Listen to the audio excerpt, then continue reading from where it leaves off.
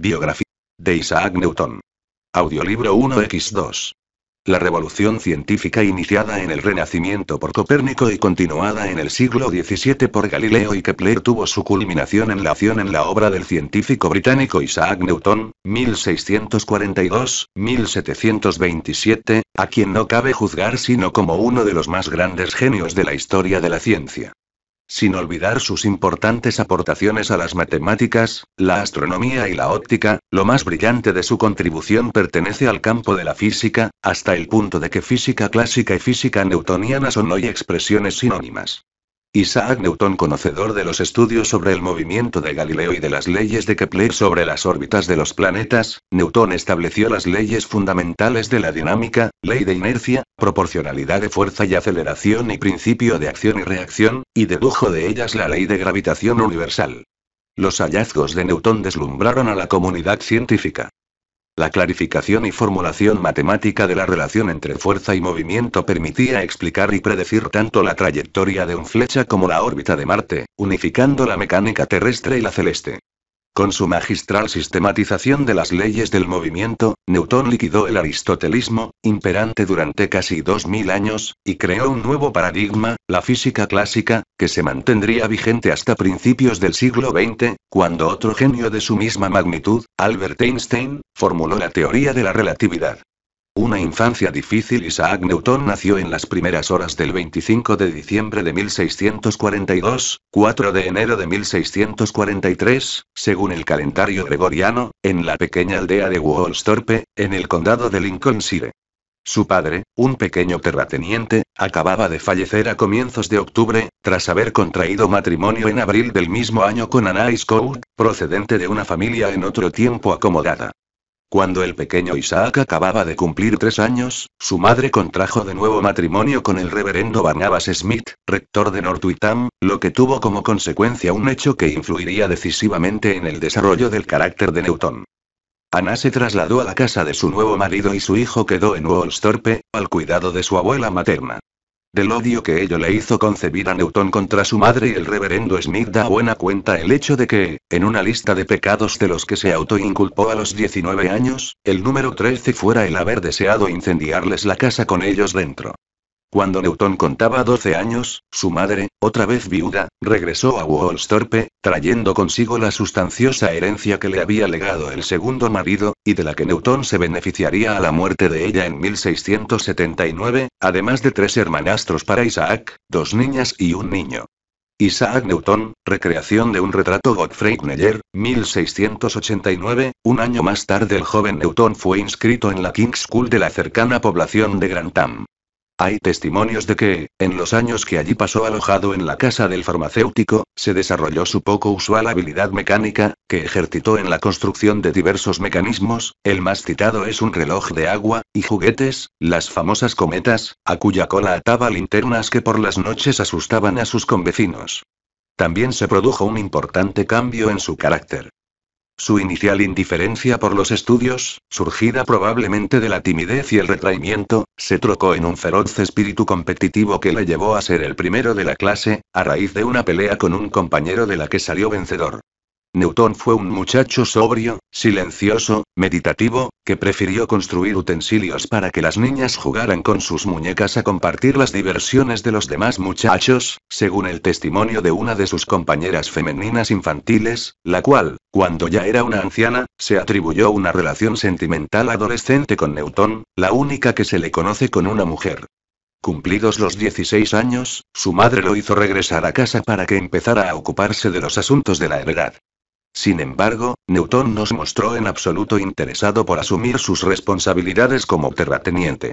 Su madre, aconsejada por el maestro de Newton y por su propio hermano, accedió a que regresara a la escuela para preparar su ingreso en la universidad.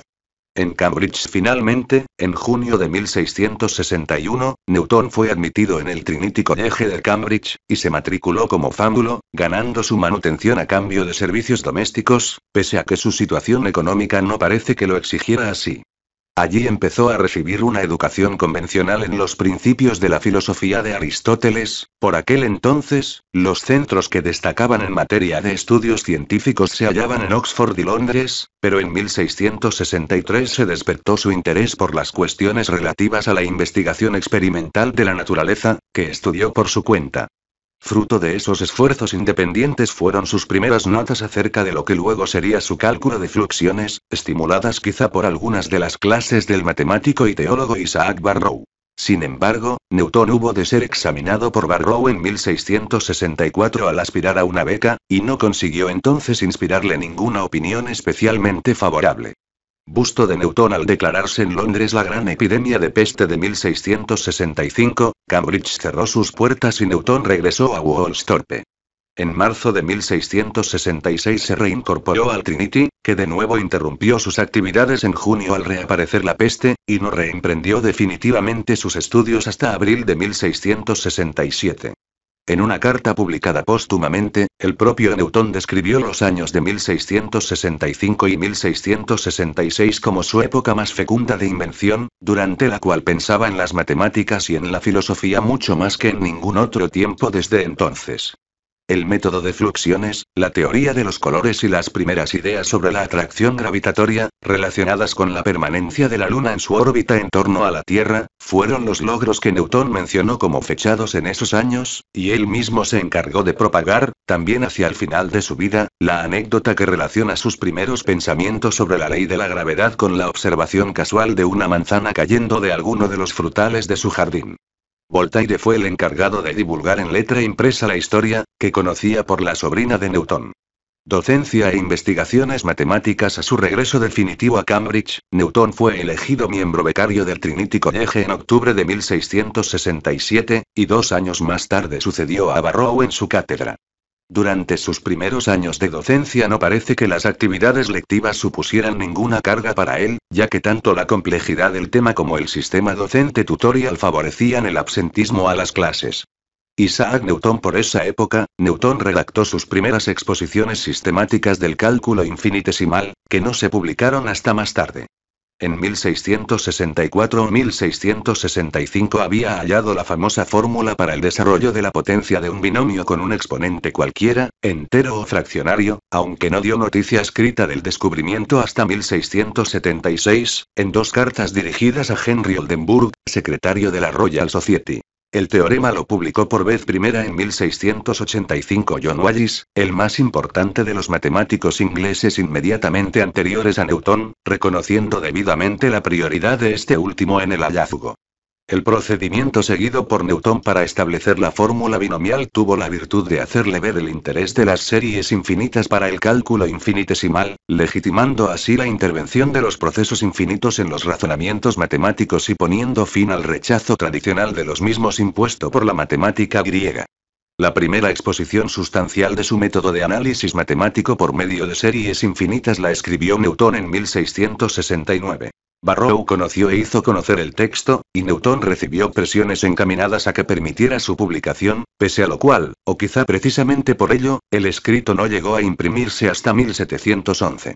Las controversias de la óptica. Tampoco en las aulas divulgó Newton sus resultados matemáticos, que parece haber considerado más como una herramienta para el estudio de la naturaleza que como un tema merecedor de atención en sí. El capítulo de la ciencia que eligió tratar en sus clases fue la óptica, a la que venía dedicando su atención desde que en 1666 tuviera la idea que hubo de llevarle a su descubrimiento de la naturaleza compuesta de la luz. En febrero de 1672 presentó a la Royal Society su primera comunicación sobre el tema, pocos días después de que dicha sociedad lo hubiera elegido como uno de sus miembros en reconocimiento de su construcción de un telescopio reflector. La comunicación de Newton aportaba la indiscutible evidencia experimental de que la luz blanca era una mezcla de rayos de diferentes colores, caracterizado cada uno por su distinta refrangibilidad al atravesar un prisma óptico. Réplica del telescopio de Newton. Newton consideró, con justicia, que su descubrimiento era el más singular, cuando no el más importante, de los que se han hecho hasta ahora relativos al funcionamiento de la naturaleza. Pero sus consecuencias inmediatas fueron las de marcar el inicio de un período de 4 años, 1672-1676, durante los que, como él mismo le escribió a Leibniz en diciembre de 1675, me vi tan acosado por las discusiones suscitadas a raíz de la publicación de mi teoría sobre la luz, que maldije mi imprudencia por apartarme de las considerables ventajas de mi silencio para correr tras una sombra. El contraste entre la obstinación con que Newton defendió su primacía intelectual allí donde correspondía que le fuese reconocida, admitiendo solo a regañadientes que otros pudieran habérsele anticipado, y su retraimiento innato que siempre le hizo ver con desconfianza la posibilidad de haberse de mezclar con el común de los mortales, es uno de los rasgos de su biografía que mejor parecen justificar la caracterización de su temperamento como neurótico. Un diagnóstico que la constatación de sus traumas infantiles no ha hecho más que abonar, y que ha encontrado su confirmación en otras componentes de su personalidad como la hipocondría o la misoginia. El primero en oponerse a sus ideas en materia de óptica fue Roberto Hooke, a quien la Royal Society encargó que informara acerca de la teoría presentada por Newton. Hooke defendía una concepción ondulatoria de la luz, frente a las ideas de Newton, precisadas en una nueva comunicación de 1675 que hacían de la luz un fenómeno resultante de la emisión de corpúsculos luminosos por parte de determinados cuerpos. La acritud de la polémica determinó que Newton renunciara a publicar un tratado que contuviera los resultados de sus investigaciones hasta después de la muerte de Hooke y, en efecto, su óptica no se publicó hasta 1704. La obra máxima de Newton, Principios matemáticos de la filosofía natural, vería la luz mucho antes. En 1676 Newton renunció a proseguir la polémica acerca de su teoría de los colores y, por unos años, se refugió de nuevo en la intimidad de sus trabajos sobre el cálculo diferencial y en su interés, no por privado menos intenso, por dos temas aparentemente alejados del mundo sobrio de sus investigaciones sobre la naturaleza: la alquimia y los estudios bíblicos. La afición de Newton por la alquimia, John Maynard Keynes lo llamó el último de los magos, estaba en sintonía con su empeño por trascender el mecanicismo de observancia estrictamente cartesiana que todo lo reducía a materia y movimiento y llegar a establecer la presencia efectiva de lo espiritual en las operaciones de la naturaleza. Newton no concebía el cosmos como la creación de un dios que se había limitado a legislarlo para luego ausentarse de él, sino como el ámbito donde la voluntad divina habitaba y se hacía presente, imbuyendo en los átomos que integraban el mundo un espíritu que era el mismo para todas las cosas y que hacía posible pensar en la existencia de un único principio general de orden cósmico. Esa búsqueda de la unidad en la naturaleza por parte de Newton fue paralela a su investigación de la verdad originaria a través de las Sagradas Escrituras, rastreo que hizo de él un convencido antitrinitario y que seguramente influyó en sus esfuerzos por conseguir la dispensa real de la obligación de recibir las órdenes sagradas para mantener su posición en el trinítico College. Hacia los principios matemáticos de la filosofía natural en 1679 Newton se ausentó de Cambridge durante varios meses con motivo de la muerte de su madre. A su regreso, en el mes de noviembre, recibió una carta de Roberto Hooke, por entonces secretario de la Royal Society, en la que intentaba persuadirle de que restableciera su contacto con la institución y le sugería la posibilidad de hacerlo comentando las teorías del propio Hooke acerca del movimiento de los planetas. Como resultado, Newton reemprendió una correspondencia sobre el tema que, con el tiempo, habría de desembocar en las reclamaciones de prioridad de Hooke respecto a la formulación de la ley de la atracción gravitatoria. Por el momento, su efecto fue el de devolverle a Newton su interés por la dinámica y hacerle ver que la trayectoria seguida por un cuerpo que se moviera bajo el efecto de una fuerza inversamente proporcional al cuadrado de la distancia tendría forma elíptica, y no sería una espiral, como Newton creyó en principio, dando pie a ser corregido por Hooke. Newton, según el visionario pintor William Blake, cuando 5 años más tarde Edmond Halley, quien por entonces había ya observado el cometa que luego llevó su nombre, visitó a Newton en Cambridge y le preguntó cuál sería la órbita de un planeta si la gravedad disminuyese con el cuadrado de la distancia, su respuesta fue inmediata: una elipse. Maravillado por la rapidez con que Newton consideraba resuelto un asunto en cuyo esclarecimiento andaban compitiendo desde hacía varios meses Roberto Hooke y el propio Halley, el astrónomo inquirió cómo podía conocer Newton la forma de la curva y obtuvo una contestación tajante: la he calculado. La distancia que iba entre el atisbo de una verdad y su demostración por el cálculo marcaba la diferencia fundamental entre Hooke y Newton, a la par que iluminaba sobre el sentido que este último daría a su insistente afirmación de no fingir hipótesis. Sin embargo, en aquel día del verano de 1684 Newton no pudo encontrar sus cálculos para mostrárselos a Halley, y este tuvo que conformarse con la promesa de que le serían enviados una vez rehechos. La reconstrucción, empero, chocó con un obstáculo. Demostrar que la fuerza de atracción entre dos esferas es igual a la que existiría si las masas de cada una de ellas estuviesen concentradas en los centros respectivos. Newton resolvió ese problema en febrero de 1685, tras comprobar la validez de su ley de la atracción gravitatoria mediante su aplicación al caso de la Luna. La idea, nacida 20 años antes, quedó confirmada entonces merced a la medición precisa del radio de la Tierra realizada por el astrónomo francés Jean Picard. El camino quedaba abierto para reunir todos los resultados en un tratado sobre la ciencia del movimiento. Los Philosophiae Naturalis Principia Mathematica, principios matemáticos de la filosofía natural, en que se hallan expuestas las célebres leyes de Newton. La intervención de Halley en la publicación de la obra no se limitó a haber sabido convencer a su autor de consentir en ella, algo ya muy meritorio tratándose de Newton.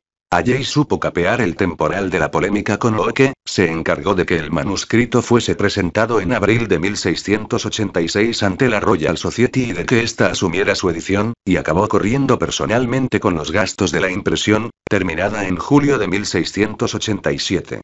Tercera edición de los Principios Matemáticos de la Filosofía Natural. Los Principios Matemáticos de la Filosofía Natural contenían la primera exposición impresa del cálculo infinitesimal creado por Newton, aunque el autor prefirió que, en general, la obra presentara los fundamentos de la física y la astronomía formulados en el lenguaje sintético de la geometría. Newton no fue el primero en servirse de aquel tipo de cálculo. De hecho, la primera edición de su obra contenía el reconocimiento de que Leibniz estaba en posesión de un método análogo. Sin embargo, la disputa de prioridades en que se enzarzaron los partidarios de uno y otro determinó que Newton suprimiera la referencia a Leibniz en la tercera edición de 1726. El detonante de la polémica, orquestada por el propio Newton entre bastidores, lo constituyó la insinuación de que Leibniz podía haber cometido plagio, expresada en 1699 por Nicolas Fatio de Duillier, un matemático suizo admirador de Newton, con el que mantuvo una íntima amistad de 1689 a 1693. Ese año Newton atravesó por una crisis paranoica de la que se ha tratado de dar diversas explicaciones, entre las que no ha faltado, desde luego, la consistente en atribuirla a la ruptura de su relación con el joven Fatio, relación que, por otra parte, no parece que llevara a Newton a traspasar las férreas barreras de su código moral puritano. Los contemporáneos de Newton popularizaron la improbable explicación de su trastorno como consecuencia de que algunos de sus manuscritos resultaran destruidos en un incendio. Más recientemente se ha hablado de una lenta y progresiva intoxicación derivada de sus experimentos alquímicos con mercurio y plomo. Por fin, no pueden olvidarse como causa plausible de la depresión las dificultades que Newton encontró para conseguir un reconocimiento público más allá del estricto ámbito de la ciencia, reconocimiento que su soberbia exigía y cuya ausencia no podía interpretar sino como resultado de una conspiración de la historia. Últimos años. Pese a la dificultad de su lectura, los principios matemáticos de la filosofía natural le habían hecho famoso en la comunidad científica.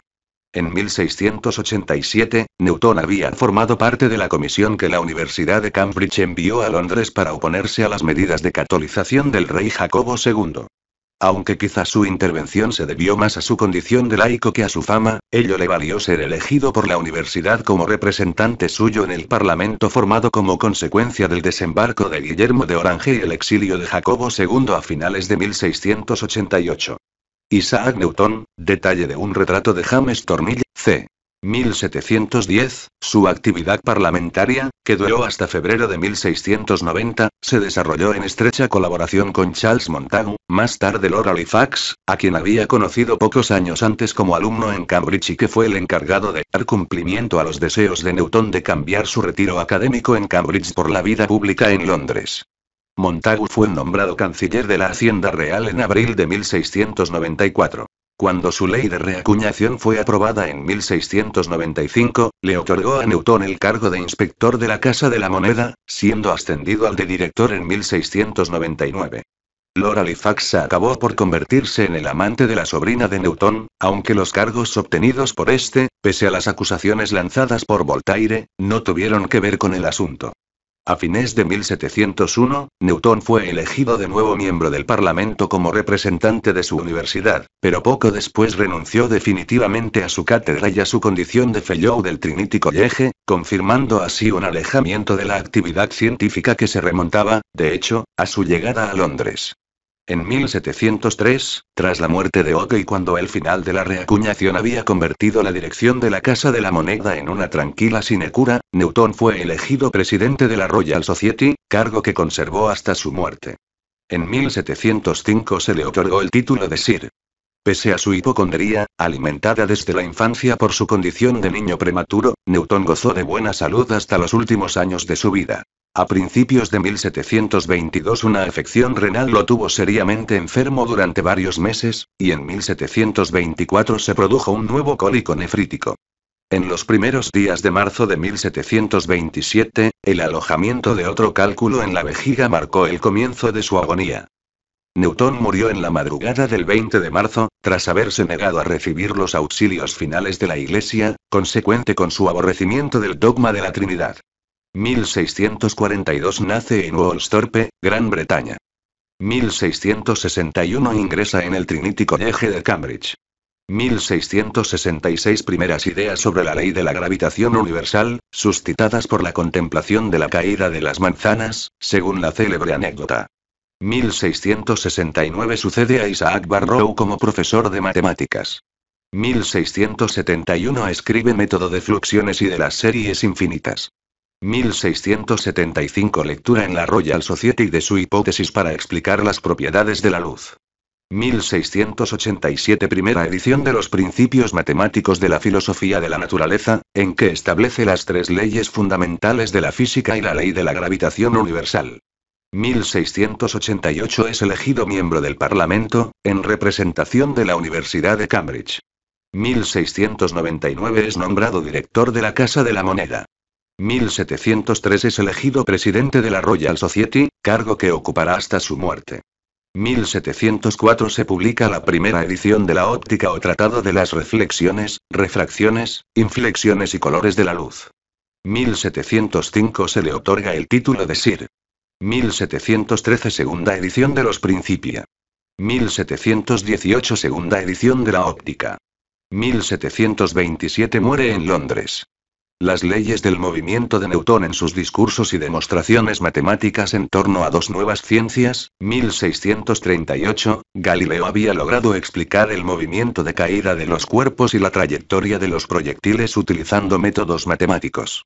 Invalidando las meras especulaciones aristotélicas sobre el movimiento, Galileo acababa de fundar sobre bases científicas y experimentales la moderna cinemática, es decir, la parte de la mecánica que describe el movimiento de los cuerpos independientemente de las fuerzas que lo producen. Isaac Newton partiendo de sus estudios, Newton desarrolló la dinámica, ciencia que trata de las relaciones entre las fuerzas y los movimientos que éstas originan. En la segunda sección de los Principios Matemáticos de la Filosofía Natural, 1687, publicados por la insistencia, y con la financiación, de su gran amigo y astrónomo Edmond Halley, Newton estableció, tras una serie de definiciones, los tres axiomas o leyes del movimiento. La primera es la ley de la inercia. Un cuerpo se mantiene en reposo o en movimiento rectilíneo y uniforme de forma indefinida si sobre él no actúa ninguna fuerza. La segunda es conocida como la ley fundamental de la dinámica. La aceleración que produce una fuerza en un cuerpo es directamente proporcional a la magnitud de la fuerza e inversamente proporcional a su masa. La expresión F igual ma es la formulación matemática de esta ley. Por último, la ley de acción y reacción establece que si un cuerpo ejerce una fuerza sobre otro, acción, el otro ejerce exactamente la misma fuerza, pero en sentido contrario, sobre el primero, reacción. Las leyes de Newton expresan la relación entre movimientos y fuerzas. Una manera de definir la idea de fuerza es como empuje o tracción. Si se empuja una pieza de madera sobre la superficie de una mesa, se ejerce una fuerza sobre la pieza. Sin embargo, la formulación de Newton posee la ventaja de ofrecer una definición más precisa del concepto de fuerza. Primera ley de Newton o ley de la inercia. En los Principios Matemáticos de la Filosofía Natural, Newton simplemente numeró sus leyes. Los nombres con que son habitualmente conocidas son designaciones posteriores. De este modo, la primera ley es llamada ley de la inercia. Todos los cuerpos perseveran en su estado de reposo o de movimiento uniforme en línea recta, salvo que se vean forzados a cambiar ese estado por fuerzas impresas. Conforme a esta ley, un cuerpo móvil mantiene su movimiento rectilíneo uniforme, o sea, a velocidad constante, mientras ninguna fuerza externa actúe sobre él. Así, una flecha se moverá en la dirección del disparo con su velocidad original mientras ninguna fuerza externa actúe sobre ella. En la superficie de la Tierra, sin embargo, hay dos fuerzas que actúan sobre la flecha. El rozamiento del aire y la gravedad. Por ello, a medida que se mueva, la flecha irá más despacio. El roce con las moléculas del aire que atraviesa le harán perder rapidez. Además, a causa de la fuerza gravitatoria, la trayectoria seguida por la flecha se irá inclinando hacia el suelo. Si el disparo se hubiese realizado en el vacío casi perfecto del espacio exterior, la flecha habría seguido moviéndose siempre en la misma dirección y a igual velocidad. Sin la presencia del aire y fuera del alcance de la atracción gravitatoria terrestre, el movimiento de la flecha no habría experimentado variación. Naturalmente, la ley de la inercia también se aplica a los cuerpos en reposo. Un cuerpo en reposo no es otra cosa que un objeto cuya velocidad es nula. Dicho objeto continuará en reposo mientras ninguna fuerza actúe sobre él. La primera ley es llamada ley de la inercia porque no hace sino describir la propiedad de los cuerpos que se conoce como inercia. Los cuerpos son inertes, inactivos, y en virtud de esta propiedad que los caracteriza, permanecen en el estado de movimiento en que se hallan, en reposo o en movimiento rectilíneo uniforme, mientras ninguna fuerza externa actúe sobre ellos. Si se mueven, seguirán haciéndolo de la misma manera, y si están en reposo, permanecerán en reposo. Segunda ley de Newton o ley fundamental de la dinámica. La dinámica es la parte de la mecánica que estudia las relaciones entre las fuerzas y los movimientos. La segunda ley de Newton establece de manera definida la proporcionalidad de la relación entre fuerza y aceleración del movimiento, y por esta razón es llamada ley o principio fundamental de la dinámica. El cambio de movimiento, la aceleración es proporcional a la fuerza motriz impresa, y se hace en la dirección de la línea recta en la que se imprime esa fuerza. La expresión matemática de esta ley es F igual ma, donde F representa la fuerza ejercida sobre un cuerpo, m es la masa del cuerpo y a es la aceleración que se le imprime.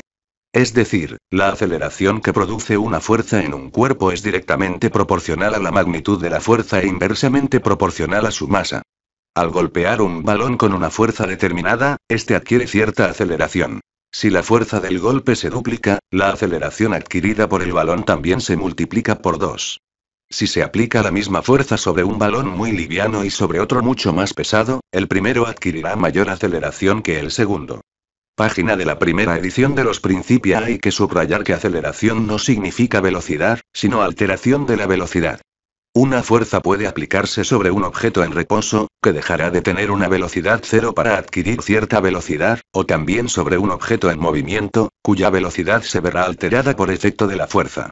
Tal modificación es lo que llamamos aceleración. En la expresión matemática antes citada, el término aceleración, a, designa la tasa con que varía la velocidad de un cuerpo, es decir, la relación entre la variación de la velocidad, v, y el tiempo, t, en que se produce esta variación. A igual v barra t. Normalmente se expresa en metros por segundo por cada segundo, m barra s2. Por ejemplo, la fuerza de la gravedad terrestre imprime a los cuerpos en caída libre una aceleración constante de 9,8 m barra s por cada segundo. Un segundo después de saltar del avión, el paracaidista está cayendo a una velocidad de 9,8 m barra s. Transcurridos 10 segundos, su velocidad habría alcanzado los 98 m barra s de no existir la resistencia del aire.